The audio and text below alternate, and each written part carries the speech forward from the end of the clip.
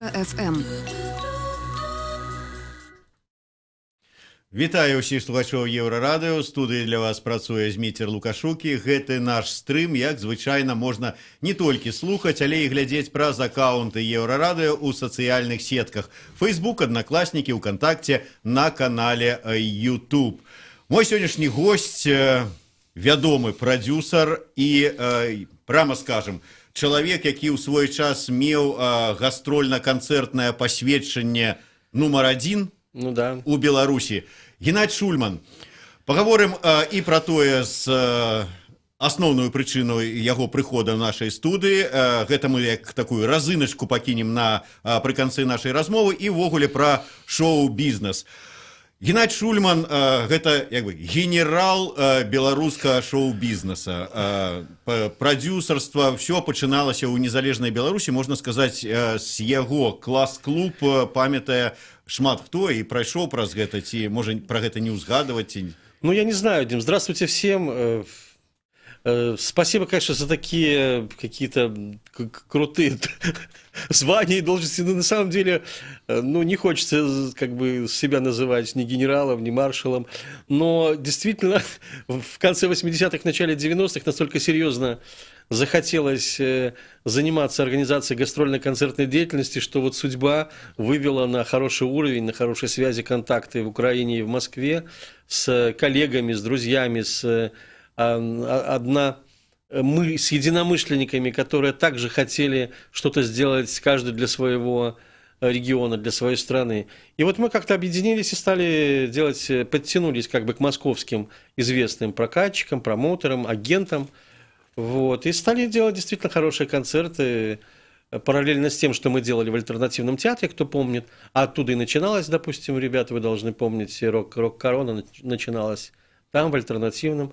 Вот оттуда, начиная со всяких абонементов, закрытых вечеринок, мероприятий, параллельно уже, в общем-то, открывали Белоруссию для западных групп, для мира западного, для наших, для той, как бы, части населения, которое вообще никогда не слыхало про Белоруссию. Ну так, вот я хочу нагадать, что сапраўды там конец 80-х, пачатак 90-х Геннадзь, менавіта ён, яго прадзюсарскі цэнтр прывозіў у Беларусь зорак, якіх да гэтага сусветных, якіх не бачылі у Беларусі, і дзякуючы гэтаму потым менавіта Геннадзь пачаў дапамагаць, скажем так, беларускім выканаўцам, беларускім рок-гуртам. Вот яшчэ казалі так, вот калі Гена дапаможа, то нешта атрымаецца. Сапраўды, вот шмат хто прыгадвае гэтыя часы. А вы прыгадваеце іх, вот гэтыя рок-канцэрты для беларускіх рок-гуртоў? Ну, было очень хорошее время, на самом деле. Большой видится на расстоянии. И я сегодня, конечно, вижу, благодаря в том числе и Фейсбуку, который дает возможность общаться с хорошими людьми, с Джаггером, там, который в Бельгии, со всеми, кто живет в Штатах, с ребятами, в Англии. Я уже не говорю про Белоруссию, Россию. Ну, у очень многих осталась ностальгия и любовь к тому времени. Но это объяснимо. Это объяснимо, потому что это была вспышка, это были лучшие наши годы, это были годы надежд, годы кайфа, годы очень активной работы, каждый в своем направлении, музыканты в своем, мы в своем. Очень хотелось что-то делать, делалось реально. Вот, для страны, как бы для людей, для музыкантов, для молодежи, для фанов. Вот, и движение, вы же помните, ребят, почему вот мне... Я когда к вам зашел, прям как к себе домой, ну не к себе домой, а как будто к себе в офис зашел. Все знакомые лица, все круто, и все по-домашнему, и все классно. То есть как будто не прерывалась связь времен. Вот, поэтому вот очень важно, конечно, то, что это было. Я не знаю, как сейчас, потому что немножко оторван. Хотя, опять же, благодаря Фейсбуку вижу и Ютубу понимаю, и вижу, что творится. Ну, не творится, не просто творится, а что происходит в Беларуси с белорусскими группами, с промоушеном, с продакшн как бы темами, с концертной деятельностью и так далее. Вот. Но тогда, да, было шикарное время. То есть начинать всегда и тяжело, и красиво. Вот. И тогда, ну, как-то так вот получилось. Юра был рядом, Цыбин, Симашко был рядом, вы же все как бы помните его. Вот, очень красиво начиналось, очень так все все здорово и много. А начинали мы еще раньше, если вы помните, в конце 80-х, когда немножечко разрешили, когда еще комсомол не распался вместе там, с КПСС и со всеми структурами. И с Советским Союзом. Ну да, комсомольские структуры курировали молодежные центры комсомольские, которые первые начали делать рок-концерты. А в Минске, я помню, нам дали базу ДК Киселева с конца 80-х, и мы там делали рок-концерты. И, легендарная там группа 7 Герц. Просто, я не знаю, те, кто были сейчас уже взрослые, нашего возраста, но не помнят концерт, когда... такого слова, как охрана и секьюрити еще не существовало, и молодежь там снесла половину рядов, портера, вот, и мы все потом на следующий день, все это было в райкоме комсомола Фрунзенского района, все это было так как-то подано легко, красиво, без перегруза, то есть, что бывает, это широкий концерт, поэтому обязательно стулья восстановим, все починим, отремонтируем, двери вставим. То есть как-то так вот позитив был уже, дана была команда позитивно относиться к року, вот и относились. Да, я сапраўды з Генай звязаны шмат канцэртаў. Я прыгадываю канцэрты ў альтэрнатыўным тэатры. Памятаеш цыкл канцэртаў у гасцях у Крамы, і калі там сумесны быў канцэрт Крамы і аднаго з расійскіх панк-гуртоў, тады слухачы лезлі, выбівалі вокны, лезлі праз вокны, стока людзей было. Потым быў не вельмі прыемны перыяд жыцця ў 2009 годзе. Я думаю, што мы не будзем узгадваць падрабязна гэтую сітуацыю. Скажем так, пэўны час Гене давялося правесці ў месцах, як кажуць, не столь аддаленых. Потым Гена выйшаў на свабоду, і я чакаў, што ты ізноўку вернешся да таго, чым ты займаўся, што ты ізноўку зоймешся прадзюсарствам, шоу-бізнесам, але пасля непрацяглага часу ў Беларусі ты з'ехаў у Москву. Чаму? Получилось так, скорее всего, из-за семьи, потому что, конечно, вначале, и спасибо тем, кто сразу меня поддержал, и в первую очередь спасибо семье, спасибо Саше Тихановичу и семье, что они признали меня, что они предложили поработать у них руководителем их продюсерского центра. И я год проработал, все было, в общем-то, довольно неплохо, но, видите, уже Саша тихонечко уже терял форму, терял здоровье, это было видно. Вот. И однажды, летом 2016 года, это уже где-то год прошло после того, как я вернулся, я сказал ему, просто по чесноку пришел, вот мы сидели в офисе, вот, я подошел к нему, сказал: Саш, послушай, ни семьи, ни денег. Вот, то есть работы особо нет, семья в Москве, а когда меня закрыли, мои московские друзья и партнеры забрали жену и сына к себе в Москву, и они там продолжают работать и заниматься шоу-бизнесом в очень хорошей компании, которая привозит мировые брендовые мюзиклы типа «Кошки», «Мамма Мия», «Призрак оперы», вот, и они до сих пор там работают. И, Саша понял, он сказал: Ген, я тебя понимаю, я ехал ни на что, то есть я ехал в Москву в пустоту просто, то есть в свои, условно, 56 лет, 57, вот, в ноль просто опять, то есть все с нуля, потому что здесь вроде как ничего не прет. Вот, и в Москве тишина. Думаю, ладно, я буду по хозяйству, да, то есть все равно им кто-то нужен, кто будет варить картошку. Вот, то, что все работают, все пределы, думаю, буду по хозяйству.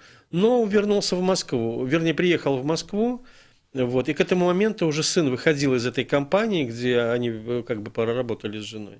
Вот, и выходил из компании вместе со своими друзьями, которые делали отдельную структуру, отдельную компанию по организации ивент-мероприятий, в том числе и концертных, зрелищных, корпоративов и так далее. Вот у них был свой план, свои идеи. Вот, и Лёшка меня взял на переговоры с этими ребятами, чтобы я со стороны посмотрел, а что за люди, что тянут моего сына в движуху в какую-то, в серьезную. Вот. И потом вместе с сыном лидер этой компании, к которому Алексей ездил на переговоры, он и мне предложил. Говорит: слушай, а ты что? Давай ты пристраивайся тоже. Вот, у них как раз формировалась команда, им нужен был взрослый такой, может быть, с каким-то определенным опытом, бэкграундом человек, который, ну, мог бы им... Они прислушиваются, они молодцы, я им очень благодарен. Они прислушиваются, делают по-своему, впадают в косяки, потом делают так, как я им говорю, и мы идем дальше. Опять как бы новые какие-то темы, опять прислушиваются, опять делают по-своему, опять косяки. Но вот так вот мы все равно спасибо им, что они хотя бы прислушиваются, потому что очень многие нигилистически относятся к взрослым. Вот. Но они очень хорошо ко мне относятся, и я руковожу юридическим департаментом компании. Вот. И мы делаем очень серьезные, интересные проекты, и впереди очень мощная, интересная работа. С ними интересно. Гена, не один раз с музыкантами и тут, и студии, и не далее, як учора, вот у нас в гостях был лидер гурта The Super Bulls Олесь Мышкевич, мы говорили, ну, спробовали разобраться, чему все ж таки белорусским выканаўцам, беларускім групам у іх не атрымліваецца вот раскруціцца так, каб іх ведалі нормально і тут у Беларусі, і можа быць за мяжой. Вот Океан Эльзы ў Беларусі ведаюць, Воплі відаплясу ведаюць, а чаму беларускіх гуртоў так не ведаюць в Украіне, да прыкладу. Вот ты папрацаваў у Москве, ты папрацаваў тут. Вот у чым прычына? Мы прыйшлі да высновы, што няма у нас нормальнага шоу-бізнеса, няма крутых прадюсераў. Твоё меркаванне. Ух, ну, во-первых, Беларусь очень слабенький, финансово слабый рынок. Для того, чтобы организовать гастроли группе, нужно потратить какое-то количество денег. А это количество денег тебе не вернется никогда. То есть ты даже, может быть, издал альбом и сделал первый промо-тур, свои деньги. Но и второй тур уже не промо, а все равно будет в минус. Потому что, ну, еще раз говорю, все очень взаимосвязано. Те, кто не раскрутился через российскую систему шоу-биза, я не говорю про украинскую, потому что она сегодня, особенно сегодня, особняком. Вот. Но если говорить по большому счету, гамбургскому счету, то, конечно, те из белорусских исполнителей, которых раскрутил сегодня московская система шоу-биза, они в движухе. Они в сумасшедшей движухе. Ну вот, допустим, одна из групп, да, вот из Могилева эти ребятки, да, ну просто не слазят с экрана. Они мало того, что у них очень хороший как бы промоушен, потрясающий совершенно, огромные деньги вкладываются. Они сегодня везде в самых модных рекламных роликах телефонных операторов. Вы здесь, наверное, этого не видите, но я в Москве из каждого утюга, что называется, девочка, эта солистка, она там на воздушном самолете летит и что-то говорит, и что-то поет, и это, конечно, усиливает популярность этой группы. Все знают, что это за группа. Вот. В Беларуси нет таких денег. А если есть такие деньги, то все равно они не вернутся. Они не вернутся никогда. А группы не такие богатые. Ну, или, скажем, совсем не богатые. Поэтому, все в гроши упирается. Ну, в деньги упирается. В любом случае. В любом случае, ты талантливый или бесталанный. Но если ты бесталанный, вот, допустим, как Эйзеншпиц сделал, да, там у него были бесталанные актеры, он чисто за деньги их раскручивал. И они немножко держались, то есть они чуть-чуть держались в чартах там московских, российских. Но если талантливый исполнитель, типа Димы Билана или типа там, ну я про кино не говорю, потому что это не совсем его проект. Ну вот Дима Билан, да, ну вот он держится до сих пор. Вот. Вложили деньги в талантливого человека, получили хороший проект, который сегодня кормит целую команду продюсеров. Вот. Ну и себя, конечно. Вот. И так во многом. У нас такое маленькое бедное государство, и мы не можем претендовать на какую-то роль в мировом шоу-бизе. Ну, не можем никак. И россияне не могут. В этом смысле даже украинцы, по-моему, покруче сегодня, повеселее, поинтереснее, чем московский российский шоу-биз. Он вообще убитый, просто никакой. Неинтересный, кислый, пресный и невкусный. Ну, за исключением нескольких групп, типа Ленинград. Мы перервемся на невеличкую паузу с першым и лепшым продюсером Беларусі Геннадием Шульманом. Мы поговорим далей праз 3 хвилины после короткого выпуску новинов.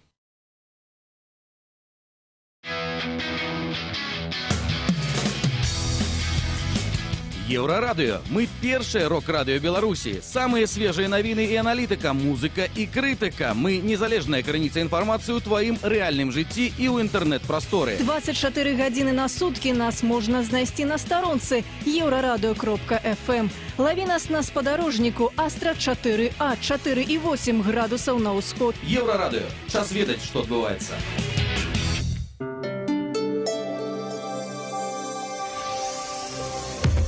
Еўрарадыё.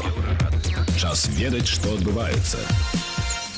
15:20, Лиза Кучаровая при микрофоне. Витаю, запрашаю на короткий информационный выпуск новинаў. Вынесены прысуд командиром Александра Коржича непосредственно с судового поседжання наша журналистка Наста Бойко. Вынесены прысуд командиру роты и прапорщику Павлу Суковенку и Артуру Вирбалу. Их суд признал виноватыми по первой и другой частках артикула 455. Это злоуживание улады, перешение службовых полномоцтваў. И суд призначил им 4 гады Вирбалу и 6 гадоў папраўчай колонии змоцненага режиму. Суковенку лишили звания старэйшага лейтенанта, а Вирбала, отповедно, лишили звания прапорщика. Якая была ихная реакция? Яны реагировали вельми спокойно. Напэўна, яны гэтага чакалі, тому что прокурор, ён менавіта гэтыя тэрміны для іх запрасіў. На гэтым судовым паседжанні, вось на прысудзе, прысутнічала вельмі шмат афіцераў, хотя на паседжанні іншыя хадзілі курсанты военной акадэміі. Таксама была жонка Павла Суковенкі Маргарыта, але яна адмовілася ад каментароў. Наста Бойко распавядала пра завяршэнне судовага паседжання па справе камандзіраў. Александр Лукашенко трывожыцца, што маладыя беларусы імкнуцца атрымаць адукацыю за мяжой, і гэтая тэма патрабуе ўвагі дзяржавы. Пра гэта ён заявіў сёння падчас размовы са студэнтамі ВНУ ў Гродні. Лукашенко адзначыў, што маладыя беларусы ў замежы заўжды будуць чужымі людзьмі другога гатунку. Синоптики распавялі пра пахаладанне ў Беларусі. У суботу ў дзень яшчэ будзе ад 9 до 15 градусаў цяпла, а ўжо ў панядзелак ад 6 до 13. Заставайцеся разам з Еўрарадыё.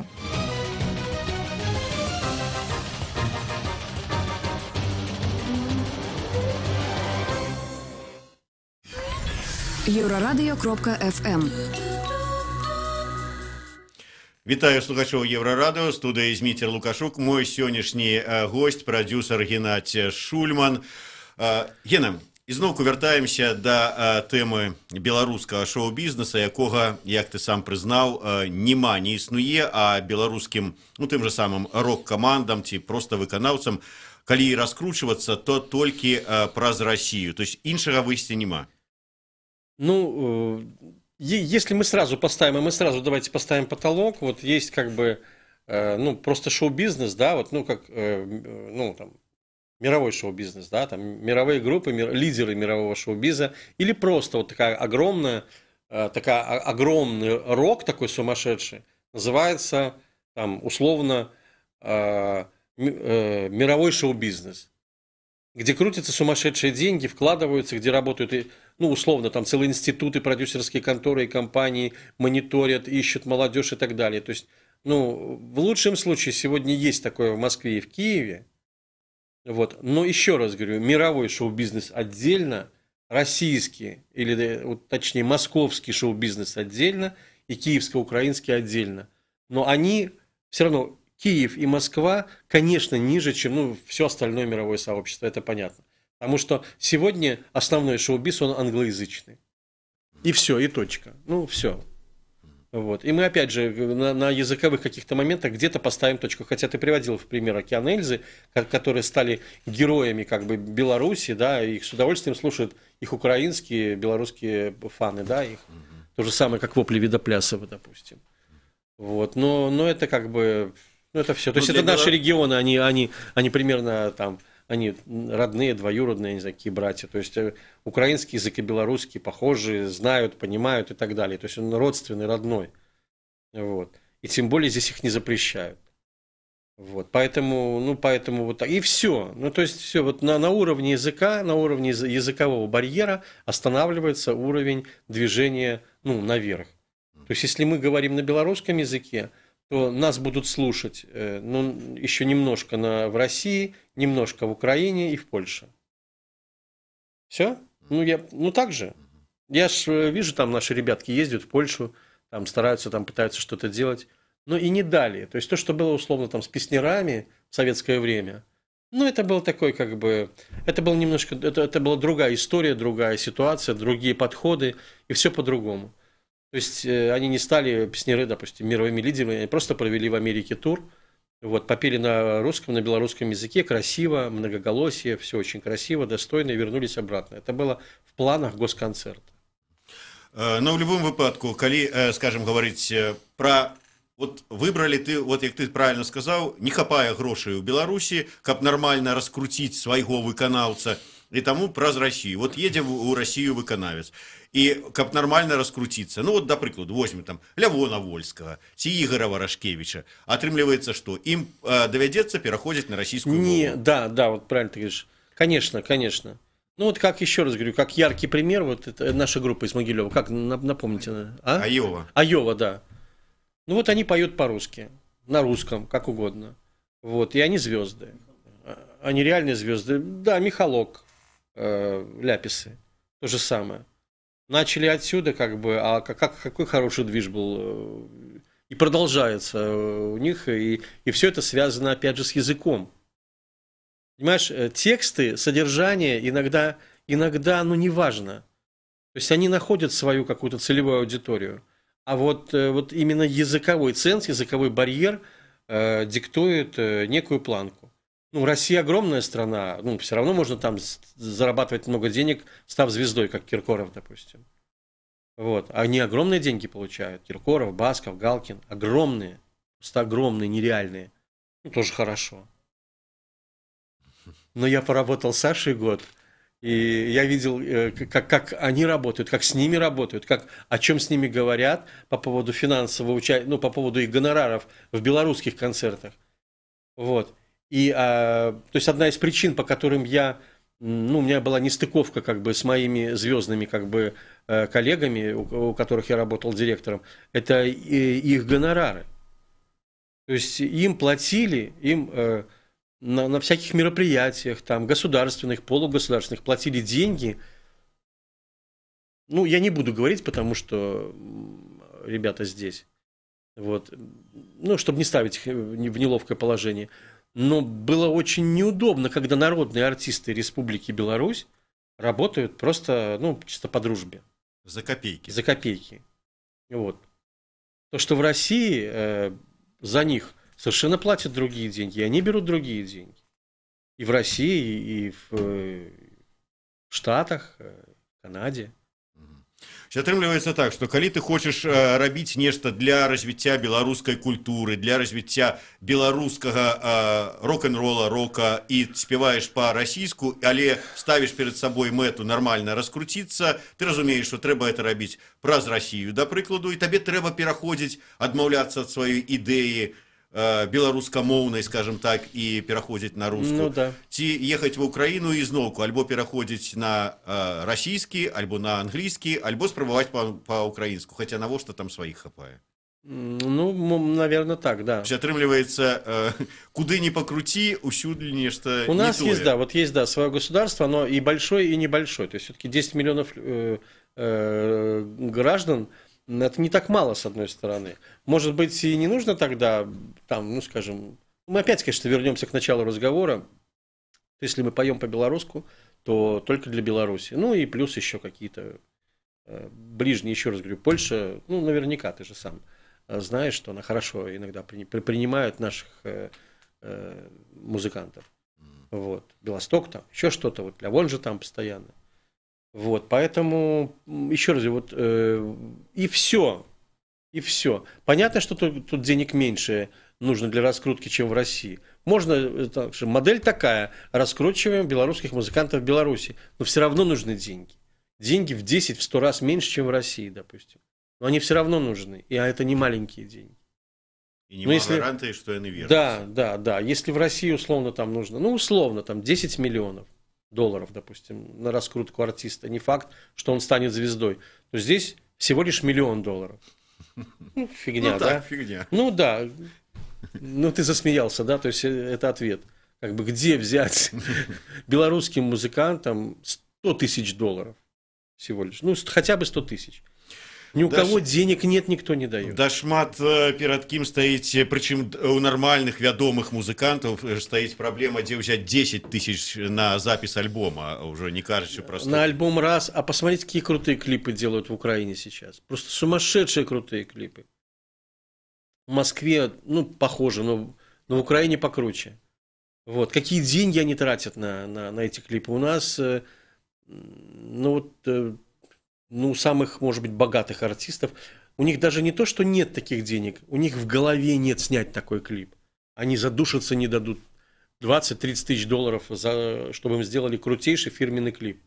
Они будут всех просить по отдельности, отдельно режиссеров, отдельно техников, отдельно айтишников, чтобы они по дружбе за копейки им что-то сделали. И в итоге... Это такая сквапность белорусская, да, экономность, получается, и бедность. Это не экономность, это привычка такая. Ну, это уже они привыкли так. То есть начали так. И опять же, и с бедности, от бедности, да. Ну, нет денег. Нет денег, поэтому приходится просить. Приходится просить, уговаривать за копейки. А за копейки ты и получаешь копейки.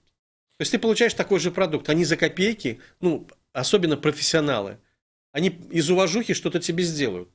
Но они сделают тебе именно вот на эти 3 копейки, которые они не сделают за 3 копейки там, оскароносную какую-то хрень, как бы не замутят тебе. Нет, они... Ну, а ў выніку таго ўсяго, пра што мы з табой гаварылі, што мы атрымліваем? Ідзеш па Мінску, стаіць афішная тумба. И кого ты бачишь на этой афишной тумбе? Все тех же. Вот я постоянно, когда приезжаю вот в Минск, где-то раз в месяц я бываю, маму навещаю, и обязательно возле каждой тумбы афишной, любимая тема, да, постоять, почитать, посмотреть, а кто там. Вот. И вот соромно становится, что вот все залеплено, некие российские, у лепшым выпадку украинские замежные артисты, и редко коли убачишь какую-нибудь невеличкую афишку белорусскую. Да. В лучшем случае увидишь маленькую афишу, правильно ты говоришь, потому что очень дорого берет Мингорсправка за эти афиши. Белорусской группе невыгодно даже на таких афишах размещаться. Поэтому они вынуждены уходить. С другой стороны, это выход уходить в интернет, потому что он сегодня решает. И там целевая аудитория. Вот, но все равно хочется пиара по-любому. Это же как бы пиар, это же хорошо, когда тебя видят, когда ты не просто там зарылся, да, в какие-то порталы, в какие-то профессиональные узкомузыкальные сайты, где сидят несколько человек твоей целевой аудитории. А хорошо бы, чтобы билборд висел по тебе. Чтобы афиша на афишной тумбе висела там не А1 формата, а 60/90, допустим.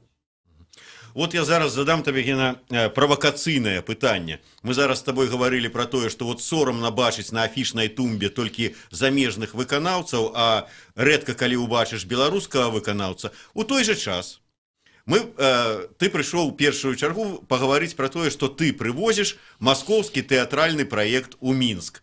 Вот як суместить одно с другим? Здесь же нет никаких как бы провокационных дел. Спасибо, что красиво подвел. Вот, на самом-то деле, да, я очень просил поговорить на эту тему, потому что в Москве в прошлом году со своими компаньонами создали очень хороший, красивый проект.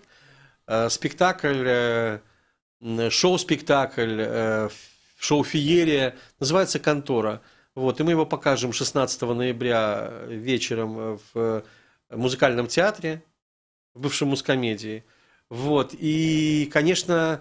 Мне было бы интересно мнение как профессионалов, так и зрителей на этот продукт, потому что он необычный. И сегодня, кстати, он сделан на потребу дня в каком-то смысле, потому что сегодня, допустим, в Москве пошла такая определенная тема создания спектаклей, продюсирования спектаклей, так называемых комедий положения, то есть Чарли Чаплиновщина, да? То есть, представляете, Чарли Чаплин, смотрите, допустим, его... какие-то фильмы 10 или часовые, то есть все время ржач, то есть все время кто-то падает, кто-то кому-то тортом в морду и так далее. То есть в Москве даже вот компания, где работает Светлана, сделала в этом году, отошла от правил, они сделали не очередной мюзикл, они сделали вот такую как бы комедию положений, очень известную английскую вещичку, называется «Шоу пошло не так». Вот там 3-часовой спектакль, с антрактом, правда, вот, где просто ты садишься, и ты 3 часа, если у тебя хватает сил, ты просто ржешь. Ну, просто смешно, до коликов просто. То есть ты устаешь на втором или на третьем, кто устает смеяться, он просто перестает смеяться, потому что смеяться уже невозможно. Но очень смешно. То есть реально, сюжет легкий, все красиво, все весело, со смыслом, опять же. То есть там, кому нужно, он найдет тексты и подтексты. Вот. Поэтому вот этот спектакль, который мы привозим, точно такой же. Он очень фееричный, очень смешной.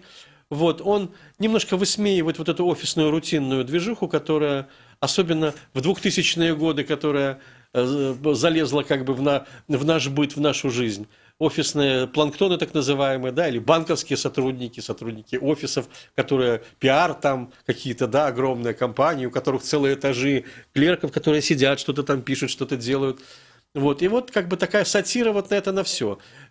Чем он как бы выделяется среди всех московских? Он сделан как бы без диалогов, то есть он сделан без слов, потому что режиссер подложил такую ситуацию, при которой люди приходят на работу 5-й, 6-й, 7-й год, каждый день, офис, и они уже так достали друг друга, что они уже видеть и разговаривать друг с другом не могут. И они потихонечку начинают подкалывать друг друга. То есть они вот приходят, и вот это, видимо, когда они пришли, вот зрители увидят тот день, когда капля переполнила все. То есть наконец-то взорвалась. Вот. И вот они как раз видят вот эту кульминацию. Вот. И они увидят, конечно, очень красивую феерию, очень красивые сделанные трюковые моменты, что-то многое на грани фокусов, на грани Копперфильда. То есть очень интересно, очень много денег вложено в этот проект. И везде он в России уже получает хорошие отзывы. Ну вот впервые везу в Минск, чтобы наша как бы аудитория, наш зритель белорусский, минский увидел, тоже хороший, красивый, живой, симпатичный, настоящий продукт. То есть то, что он продукт хороший, качественный, это как бы, я гарантирую. То есть он сделан очень... То есть ты б не параіў беларускаму слухачу ісці на какой-нибудь другосортный российский поп-концерт, але вот на этот российский спектакль ты б параіў сходить? Не то, что это как бы... Бог его знает. Может быть, кому-то хочется на Лолиту сходить в 86-й раз, допустим. Мы же не можем запретить барышням, которые ходят на ее концерт, да, дамам, говорят, бальзаковского возраста, ходить на свою любимую актрису.